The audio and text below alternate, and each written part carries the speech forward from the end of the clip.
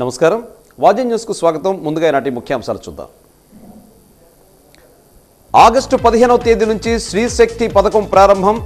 Media సమావేశంలో మంత్రి కొండపల్లి వెల్లడి. మాజీ మంత్రి బొత్సపై మండిపాటు.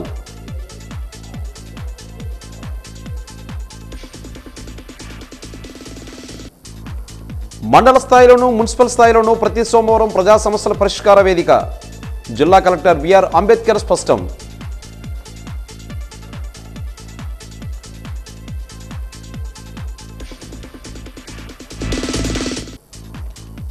ఎల్కోటలో జిల్లా స్థాయి బాల్ బ్యాడ్మింటన్ పోటీలు ప్రారంభం. క్రీడల్లో కూడా రాణించాలని పిలుపునిచ్చిన ఎస్కోట ఎమ్మెల్యే కోళ్ల లలిత కుమారి.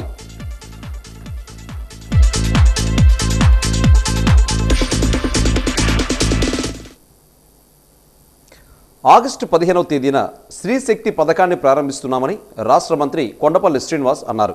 జిల్లా తెలుగుదేశం పార్టీ కార్యాలయంలో అశోక్ బంగ్లాలో ఈరోజు ఎంపీ కలిశెట్టి అప్పలనాయుడుతో కలిసి ఆయన మీడియాతో మాట్లాడారు. ఆర్టీసీలో మహిళలకు ఉచిత ప్రయాణం కల్పిస్తున్నామని, P4 కార్యక్రమాన్ని ఎంతో ప్రతిష్టాత్మకంగా తీసుకుంటున్నామని చెప్పారు. యువతకు 20 లక్షల ఉద్యోగ అవకాశాలు కల్పిస్తున్నామని అన్నారు. అన్నదాత సుఖీభవ కార్యక్రమంలో భాగంగా ముఖ్యమంత్రి చంద్రబాబు రైతులతో మమేకమవుతున్నారని స్పష్టం చేశారు. హైదరాబాద్ను ముందు చూపుతో దేశంలోనే అత్యుత్తమ సిటీగా ముఖ్యమంత్రి చంద్రబాబు తీర్చిదిద్దారని అన్నారు. మాజీ మంత్రి బొత్స కూటమి ప్రభుత్వ పరిపాలన కోసం హేళన చేయడం సరికాదని అన్నారు. గత ప్రభుత్వంలో బొత్స కన్నా ఎన్నో ఆరోపణలు ఎదుర్కొన్నారని, వాటిని ఎందుకు దర్యాప్తు చేయమని చెప్పడం లేదని ప్రశ్నించారు.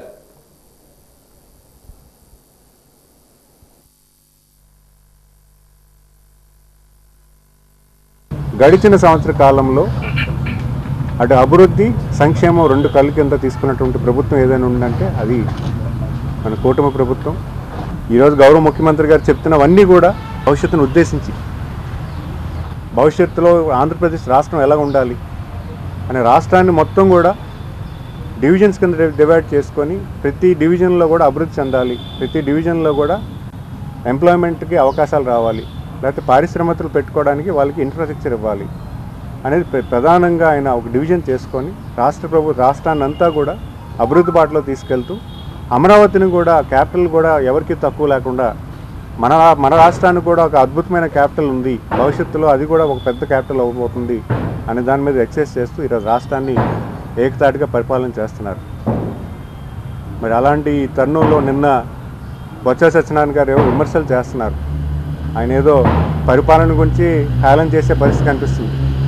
ఆయన గత ప్రభుత్వంలో ఈ మధ్య మనం ఎక్కువ ప్రెస్ మీట్లు చూస్తున్నాం. ఆయన గతంలో అధికారంలో వాళ్ళు ఉన్నప్పుడు, ఆయన మంత్రిగా వ్యవహరిస్తున్నప్పుడు అసలు ఎన్నిసార్లు ప్రెస్ మీట్ పెట్టారు? అసలు ఆయనకు మాట్లాడేదానికి ఆయన ప్రభుత్వం అవకాశం ఇచ్చిందా? ఎవరో విజయసాయి రెడ్డి వచ్చి ఉత్తరాంధ్ర గురించి మాట్లాడడం విన్నాం, కానీ ఎప్పుడైనా ఈయన వచ్చి మాట్లాడడం విన్నావా? స్పీకర్ గారు ఆయన మీద ఒక అపవాదం వేస్తే, గంటా శ్రీనివాస్ గారు స్పీకర్ గారి మీద, ఆయన వెంటనే రియాక్ట్ అయ్యి గవర్నర్ గారికి లేఖ రాసి నా మీద దర్యాప్తు చేయండి అని చెప్పి దాని మీద ఇష్యూ మీద చెప్పారు. That is what the leader. అది లీడర్షిప్. ఆ లీడర్షిప్లో ఆయన ఖచ్చితం నేను తప్పు చేయలేదు, మీరు దర్యాప్తు చేసుకోండి అని ఆయన చెప్పగలిగారు. గతంలో మీ మీద కూడా చాలా ఆరోపణలు వచ్చాయి, బొత్స సత్యనారాయణ గారి మీద. ఎడ్యుకేషన్ రంగంలో చాలా ఆరోపణలు వచ్చాయి ఆయన వ్యవహరించినటువంటి మంత్రి శాఖలో. మరి ఆయన ఎందుకు దర్యాప్తు చేయమని రాయలేకపోయారు? అభివృద్ధిని కూడా ప్రతి ప్రాంతం అభివృద్ధి చెందాలి, ఏ ప్రాంతం కూడా నష్టపోకూడదని అన్ని రకాల అభివృద్ధి కూడా ఈరోజు ఉత్తరాంధ్రకు కూడా వచ్చినటువంటి ఇన్వెస్ట్మెంట్స్ ఎక్కువ. మరి అంతకన్నా అన్నిటికన్నా పెద్దది ఏమిటంటే మన స్టీల్ ప్లాంట్ని ఉంచుకోగలిగాం. గత ప్రభుత్వంలో స్టీల్ ప్లాంట్ గురించి మీకు అసలు మాట్లాడే పరిస్థితి లేదు. స్టీల్ ప్లాంట్ని ఈరోజు రివైవ్ చేసి 11,000 కోట్ల రూపాయలు ఈరోజు రుణాల కింద మనకి స్టీల్ ప్లాంట్ ఉంచుకోవడానికి అవకాశం వచ్చింది.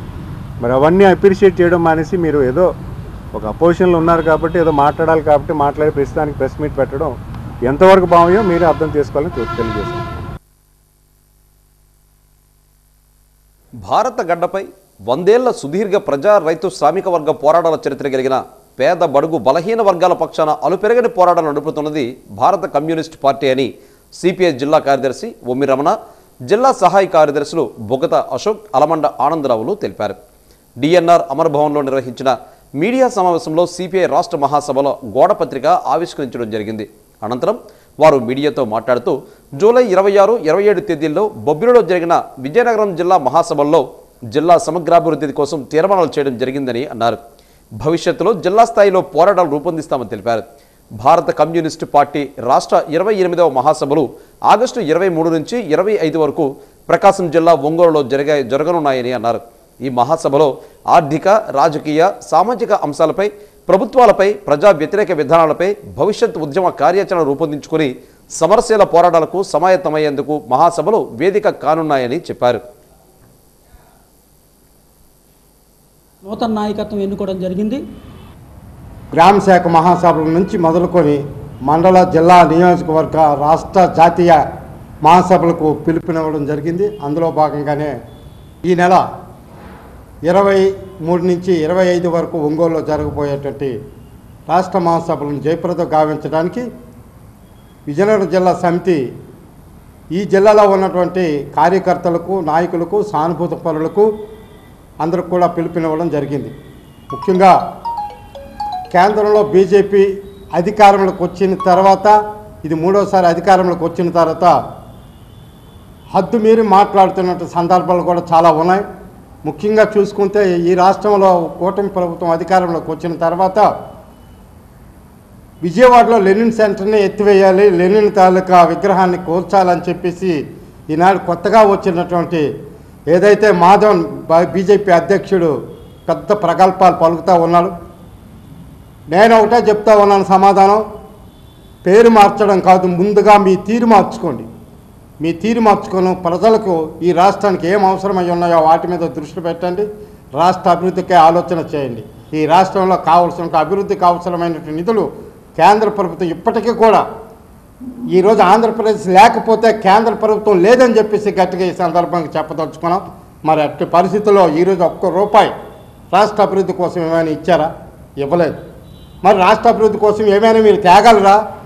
బీజేపీ పగ్గాలు తీసుకున్న మీరు ఇలాంటి ప్రగల్భాలు విడిచిపెట్టి రాష్ట్ర అభివృద్ధికి అవసరమైనటువంటి దాదాపుగా ₹50 కోట్ల ఈ రాష్ట్రానికి తీసుకోగల సత్తా మీకుంటే మేము ఛాలెంజ్గా తీసుకుంటాం. రేపు రానున్న భవిష్యత్తులో కూడా అలాంటి అభివృద్ధికి అవసరమైన ఉద్యమాలు చేపట్టడానికి ఈ మహాసభ దోహదపడుతుందని చెప్పేసి ఈ సందర్భంగా మీ ద్వారా ప్రజలకు, ముఖ్యంగా పెద్దలకు, మరి అనేక మందికి, 50 మంది కూడా విజ్ఞప్తి చేస్తూ సెలవు. ఈ జిల్లాలో ఉన్నటువంటి ఈ జిల్లా సమగ్ర అభివృద్ధి కోసం, జిల్లాలో ఉన్న పెండింగ్ ప్రాజెక్టు పూర్తి చేయడం కోసం, జిల్లాలో ఉన్న మూతపడిన పరిశ్రమలు తెరిపించడం కోసం, జిల్లాలో వలసలు నివారించడం కోసం, జిల్లాలో ఉన్నటువంటి అన్ని సమస్యలు కోడీకరించి ఒక నిర్దిష్టమైన ప్రణాళికను రూపొందించుకొని సమస్యల పరిష్కారం కోసం ఒక పోరాట కార్యాచరణ రూపొందించుకోవడం జరిగింది.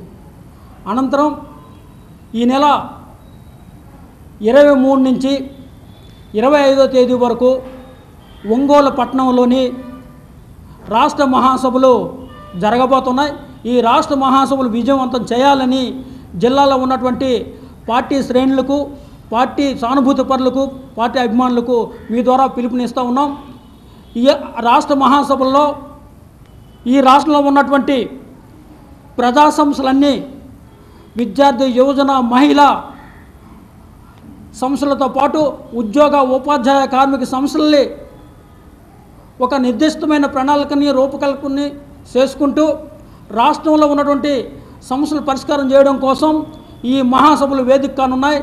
రాష్ట్ర మహాసభల అనంతరం రాష్ట్ర వ్యాప్తంగా 26 జిల్లాల్లోని సిపిఐ పార్టీ శ్రేణులు ప్రజల పక్షాన కూటమి ప్రభుత్వం ఇచ్చిన హామీలు ఏవైతే ఉన్నాయో అవి అమలు చేయించుకోవడం కోసం, కూటమి ప్రభుత్వం ఇచ్చిన హామీలు అమలు చేయకపోతే అవసరమైతే మెడల వంచి అమలు చేయించడం కోసం ఒక పోరాట కార్యాచరణ రూపొందించుకొని ముందుకు పోవడం కోసం ఈ మహాసభలు దోహదపడతాయని మీ ద్వారా ప్రజలందరికీ విజ్ఞప్తి చేస్తా ఉన్నాను. యూత్ ఫర్ జీసస్ విజయనగరం వారు freedom in crest youth August 15 ఉదయం 9 గంటల నుంచి సాయంత్రం 4 గంటల వరకు నిర్వహిస్తామని యేసు ప్రేమాలయం పాస్టర్ అలజంగి రవికుమార్ పేర్కొన్నారు. ఈరోజు ఆయన మీడియాతో మాట్లాడుతూ దైవ సందేశం, సంగీతం బ్రదర్ జాన్ గిడియా నిర్వహిస్తారని చెప్పారు. పాటలు క్విజ్ పోటీలో జరుగుతాయని చెప్పారు. మొదటి ప్రైజ్గా 3000, రెండో ప్రైజ్గా 2000, మూడో ప్రైజ్గా ₹1000 మెమెంటోలు ఇస్తామని చెప్పారు.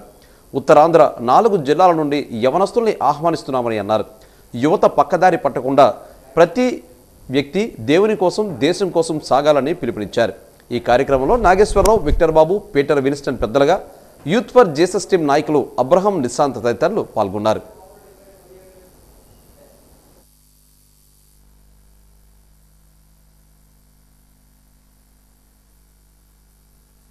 మన దేశం కొరకు ప్రార్థించాలనే అటువంటి ముఖ్య ఉద్దేశంతో ఇటు కార్యక్రమాన్ని మేము నిర్వహిస్తున్నాం. ఈ రోజుల్లో మనము గమనించినట్లయితే యువత అనేకమైనటువంటి చెడు వ్యసనాలకు, డ్రగ్స్కి బానిసలు అవుతున్నటువంటి రోజులు మనం న్యూస్లో కూడా చదువుతూ ఉన్నాం.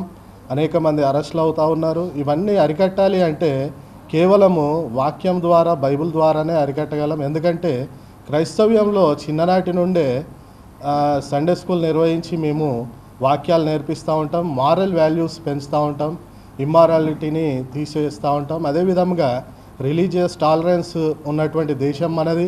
అంటే ఒక మతాన్ని మరొక మతము గౌరవించాలి.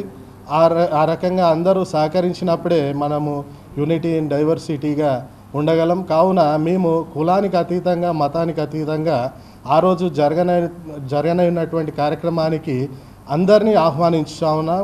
అందరూ వచ్చి మన దేశ క్షేమం కొరకు, మన దేశ నాయకుల కొరకు ప్రార్థించాల్సిందిగా తెలియజేయచ్చు.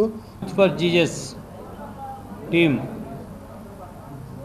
వీరు యూత్ని అంతటిని సమీకరించి, యూత్ అనేది కేవలం కాలక్షేపం కోసం కాదు, ఆ యవన దశ మంచిది గనుక దేవుని కొరకు, దేశం కొరకు అనే ఒక నినాదంతో ఈ కార్యక్రమాన్ని ఏర్పాటు చేసి ఉన్నారు.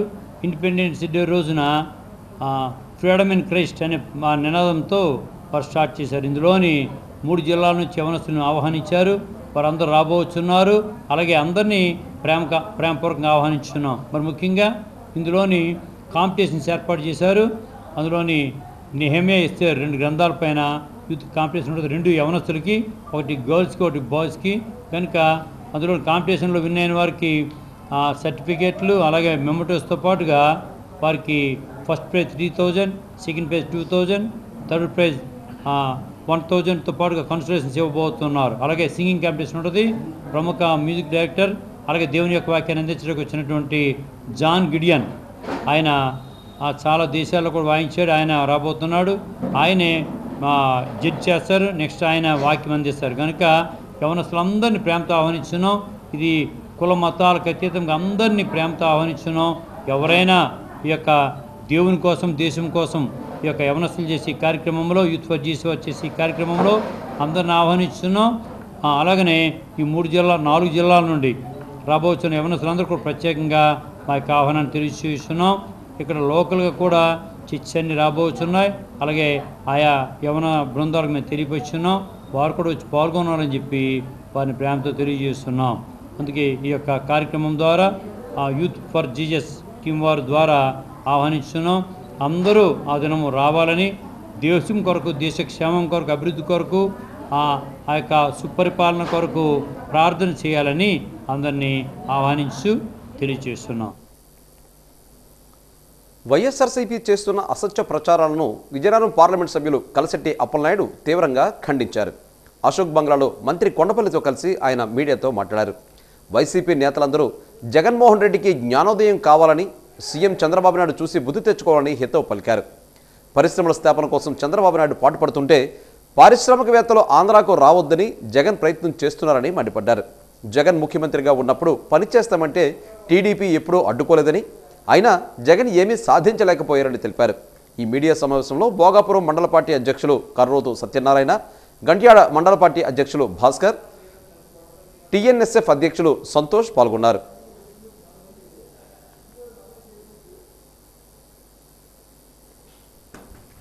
ప్రతిపక్షంలో ఉండేటప్పుడు మన బాధ్యతని ప్రభుత్వాలు తప్పు చేస్తే ఎత్తి చూపించడం సహజం. కానీ అసలు అభివృద్ధి జరగకుండా కుట్రలు చేయాలి, లా అండ్ ఆర్డర్ని క్రియేట్ చేసి ఇబ్బంది పెట్టించాలి, రాష్ట్రానికి సంబంధించిన వ్యవహారాలన్నీ కూడా మనం, ఎందుకంటే నేను ఈ విషయాలు ఏం చెప్తున్నానంటే, పార్లమెంట్లో నేను మెంబర్ ఆఫ్ పార్లమెంట్గా కేంద్ర మంత్రుల్ని మేము టీంకి కలుస్తున్నప్పుడు కానీ, లేకపోతే గౌరవ ముఖ్యమంత్రిగా వచ్చినప్పుడు కలిసినప్పుడు కానీ, లేకపోతే మేము ఇండివిజువల్గా కలిసినప్పుడు కానీ, దాదాపు ఇప్పటికి ఒక 6-7 మంది కేంద్ర మంత్రులు చెప్తున్న మాటలు ఇవి. ఎందుకంటే ప్రతిపక్షంలో ఏ రోజు కూడా చంద్రబాబు నాయుడు గారు ఉండేటప్పుడు, ఉమ్మడి రాష్ట్రంలో ఉన్నప్పుడు కానీ, మొన్న మన ఆంధ్రప్రదేశ్ ప్రతిపక్ష నాయుడు ఉన్నప్పుడు కానీ, ఏ రోజు కూడా ఏ సందర్భాల్లో కూడా ఏ ఇండస్ట్రీలకు కానీ, పారిశ్రామికవేత్తలకు కానీ, లేకపోతే కేంద్ర మంత్రులకు కానీ ఫండ్స్ మిస్యూజ్ అవుతున్నాయి, లేకపోతే మీరు ఇక్కడ పెట్టుబడులు పెట్టొద్దు, రావద్దని ఏ రోజు మనం మెయిల్ పెట్టలే. కానీ మనం ఆ రోజు చూసాం 2014లో ఎన్డీఏ కూటమి అధికారంలో ఉండేటప్పుడు, చంద్రబాబు నాయుడు గారు ముఖ్యమంత్రి ఉండేటప్పుడు, విశాఖపట్నం వచ్చేటప్పుడు పారిశ్రామిక సదస్సు జరుగుతున్నప్పుడు కూడా ఆ రోజు కూడా విశాఖపట్నం వచ్చి అలజడి సృష్టించాడు జగన్మోహన్ రెడ్డి, ప్రయత్నం చేశాడు. ఆ రోజు పోలీస్ యంత్రాంగం కట్టడి చేసి మనం గుర్తుండే ఉంటుంది ఎయిర్పోర్ట్ నుంచి వెనక్కి పంపించిన సందర్భాలు. మళ్ళీ ఇప్పుడు కూడా అదే సందర్భం కూడా మనం చూడాలి. ఎప్పుడైతే వీరు పెట్టుబడుల కోసం విదేశాలకు వెళ్ళినప్పుడు సేమ్ అదే టైంలో మెయిల్స్ పెట్టి పారిశ్రామికవేత్తలకి ఒక స్ట్రాంగ్ మెసేజ్, మేము రేపు వస్తున్నాం, భవిష్యత్తులో మేము వస్తున్నాం, పెట్టుబడులు పెట్టొద్దు అనే ఒక రకమైన ఇండికేషన్ ఇవ్వడానికి చేస్తున్న ప్రయత్నం. అందుకే నేను ఈరోజు చెప్తున్నాను, ఎవరైతే ఈ ప్రెస్ మీట్లు పెట్టి మీరు ప్రతిపక్షాన్ని కాపాడుకోవడానికి, మీ పార్టీని కాపాడుకోవడానికి మాకు అభ్యంతరం లేదు, మీ పాత్ర మీరు పోషించండి. కానీ నాయకుడు తప్పు చేసేటప్పుడు వ్యవస్థల్ని మనం చక్కబెట్టడానికి, ప్రజలకు మేలు చేయడానికి ఉండేటప్పుడు ఖచ్చితంగా ఎవరికైనా చెప్పవలసిన అవసరం ఇది ఉంది. అందుకే మీరు గతంలో ఏం చేశారా వ్యవహారాలు అనేది నాయకులుగా మాకంటే ప్రజలకు తెలుసు, ప్రజలకు ఆల్రెడీ విషయం తెలుసు, ప్రత్యేకంగా చెప్పవలసిన పని లేదు. కానీ దయచేసి వారికి జ్ఞానోదయం కల్పించండి. సో అందుకు నేనేమంటానంటే, ఖచ్చితంగా మీ నాయకత్వం అందరూ కూడా, మీరు కూడా చాలామంది, మీకు కూడా తెలుసు, చాలామంది సీనియర్స్, చాలామంది మీరు కూడా రాజకీయాలు చేశారు, మీరు కూడా మీ నాయకుడి ముందు సరి చేసుకోమని మీ ద్వారా తెలియజేసుకుంటున్నాను.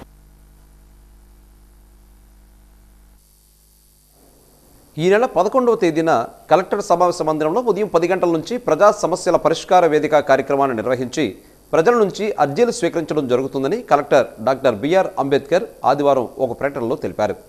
ప్రజలకు పాలనను మరింత చేరువ చేయడానికి ప్రజా ఫిర్యాదుల పరిష్కార వ్యవస్థను మండల, మున్సిపల్ స్థాయిలకు ప్రభుత్వం వికేంద్రీకరించినట్లుగా కలెక్టర్ తెలిపారు. ఇందులో భాగంగానే జిల్లా కేంద్రంతో పాటు అన్ని డివిజన్, మండల కేంద్రాల్లో, మున్సిపల్ కార్యాలయాల్లో కూడా ప్రజా సమస్యల పరిష్కార వేదిక మీకోసం కార్యక్రమం జరుగుతుందని కలెక్టర్ వివరించారు.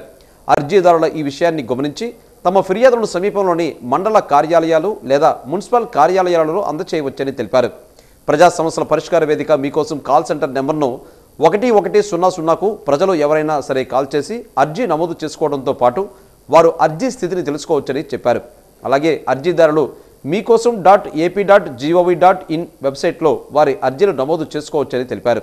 కావున ప్రజలు ఈ విషయాన్ని గమనించి ఈ సదవకాశాన్ని వినియోగం చేసుకోవాలని కలెక్టర్ కోరారు.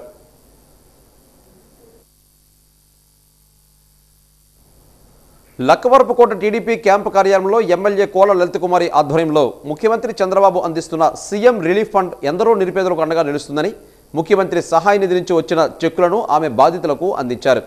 మొత్తం 9 మందికి 8,24,513 రూపాయల విలువైన చెక్కులను ఎమ్మెల్యే అందించారు. ఈ సందర్భంగా ఎమ్మెల్యే కోల లలిత కుమారి మాట్లాడుతూ పేదలకు అండగా ముఖ్యమంత్రి చంద్రబాబు నిలుస్తున్నారని చెప్పారు. ఏడాదిలో సూపర్ 6 హామీలను అమలు చేసిన ఘనత ముఖ్యమంత్రి చంద్రబాబుకే చెల్లిందని, పెన్షన్ల పెంపు, మహిళలకు గ్యాస్ బండల పంపిణీ ఇప్పటికే చేశామని చెప్పారు. ఆగస్టు 15వ తేదీన మహిళలకు ఆర్టీసీ ఉచిత ప్రయాణం కల్పించడం జరుగుతుందని అన్నారు. ఈ కార్యక్రమంలో రాష్ట్ర కార్యదర్శి కోళ్ల బాలాజీ, అప్పలరాం ప్రసాద్, మండల పార్టీ అధ్యక్షులు GSN Naidu, AMC chairman Chokkakula Mallunaidu, కూటమి నాయకులు, కార్యకర్తలు తదితరులు పాల్గొన్నారు.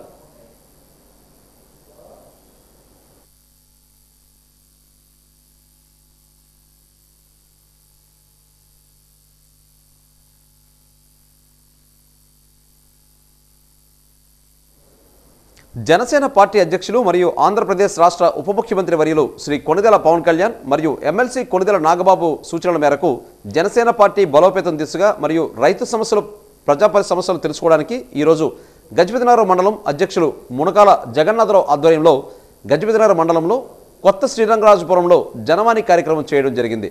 ప్రజలు, ముఖ్యంగా రైతులు, కూటమి ప్రభుత్వం వచ్చిన తర్వాత అంతా సంతోషంగా ఉన్నదని, వాళ్ళకి అన్నదాత సుఖీభవ మరియు తల్లికి వందనం అందరికీ అందిందని, కానీ రైతులు చెప్పేది ఏంటంటే వారికి యూరియా సరిగ్గా అందటం లేదని, లభ్యం కావడం లేదని చెప్పారు.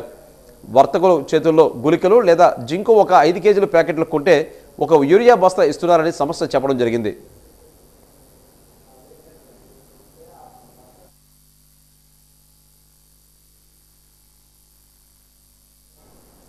లక్కవరపుకోట మండలం కేంద్రంలో మోడల్ స్కూల్లో జిల్లా స్థాయి బాల్ బ్యాడ్మింటన్ పోటీలను ఎమ్మెల్యే కోల లలిత్ కుమారి ప్రారంభించారు.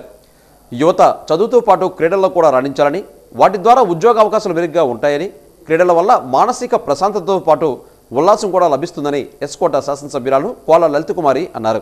అనంతరం ఎమ్మెల్యేకి ఆ క్రీడాకారులందరూ ఘన స్వాగతం పలుకుతూ సాలువతో ఘనంగా సత్కరించారు. క్రీడాకారులందరూ అభినందించి రాష్ట్ర స్థాయిలో జిల్లాకు మంచి పేరు తేవాలని ఆమె కోరారు. క్రీడలు మానసిక శారీరక అభివృద్ధికి చాలా ముఖ్యమని అన్నారు. యువతీ యువకులను ప్రోత్సహించే ఉద్దేశంతో ప్రభుత్వం ఇలాంటి కార్యక్రమాలు మరెన్నో చేపడుతుందని చెప్పారు. గత ప్రభుత్వం క్రీడల పట్ల చిన్నచూపు చూసిందని విమర్శించారు. గెలుపోటములతో సంబంధం లేకుండా ఉత్తమ ప్రతిభ కనబర్చిన యువతను అభినందించారు. యువతతో ఉన్న క్రీడా నైపుణ్యాలు వెలికితీసి వారిని మరింత రాణించేందుకు సహకరిస్తున్న ఉపాధ్యాయులందరికీ ప్రత్యేక ధన్యవాదాలు తెలిపారు.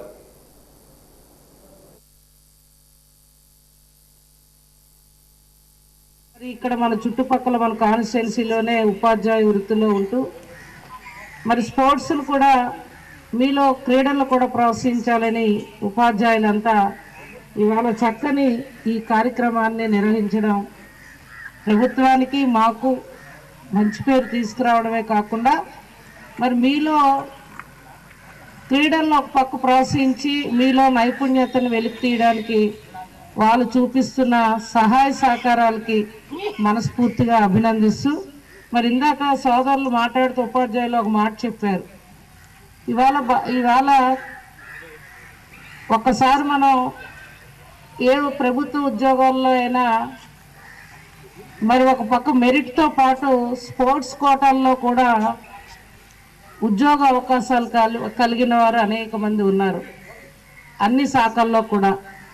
మరి ఇక్కడ మన ప్రాంతంలో మన సోదరుడు రాజేష్ కావచ్చు, ఇందాక చెప్తున్నారు, ఇంకా అనేక మంది యువత కూడా ఉద్యోగ అవకాశాలు. మహారాజా ప్రభుత్వ సంగీత కళాశాలలో ఎంతో మంది విద్యార్థులు సంగీతంలో శిక్షణ పొంది ఉన్నతమైన స్థానాలకు వెళ్లారని కళాశాల ప్రిన్సిపల్ నాగలక్ష్మి అన్నారు. ఈరోజు న్యూ సెంట్రల్ స్కూల్ విద్యార్థులకు సంగీతం పట్ల మక్కువ కలిగించేలా శిక్షణ కార్యక్రమాన్ని కల్పించారు. ఈ సందర్భంగా ఆమె మాట్లాడుతూ జీవితంలో ఎన్నో ఒడిదుడుకులు ఎదుర్కొంటామని, వాటిని పెద్దలైతే సమజాయించుకోవడం జరుగుతుందని అన్నారు. కానీ చిన్నపిల్లలకు అది సాధ్యం కాదని చెప్పారు.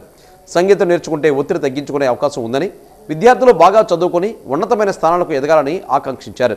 సంగీతం నేర్చుకుని మంచి ప్రయోజకులు కావాలని సూచించారు. కార్యక్రమంలో కళాశాల సిబ్బంది తదితరులు పాల్గొన్నారు.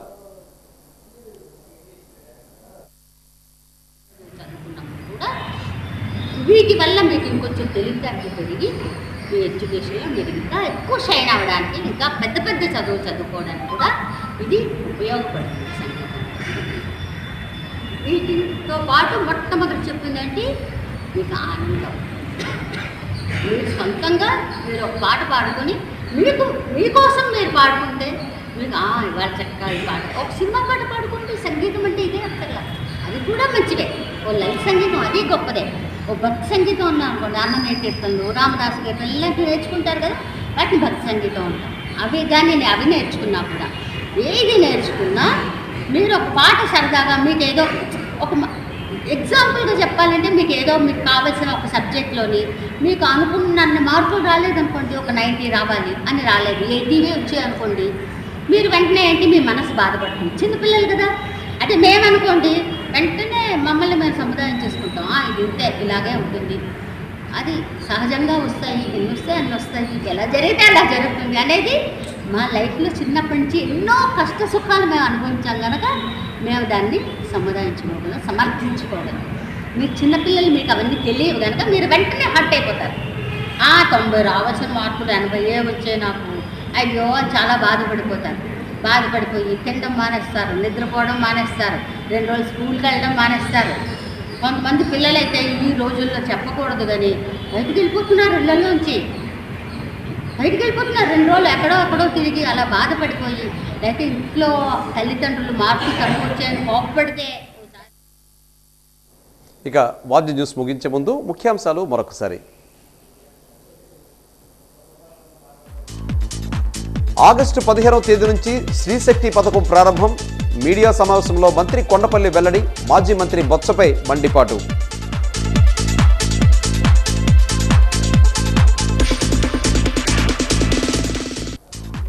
మండల స్థాయిలోనూ మున్సిపల్ స్థాయిలోనూ ప్రతి సోమవారం ప్రజా సమస్యల పరిష్కార వేదిక జిల్లా కలెక్టర్ బిఆర్ అంబేద్కర్ స్పష్టం.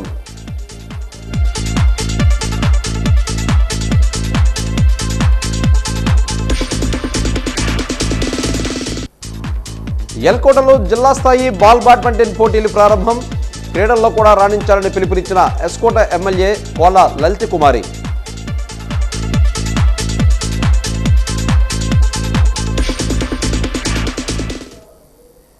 వాజీ న్యూస్ ఇంతటితో సమాప్తం. నమస్కారం.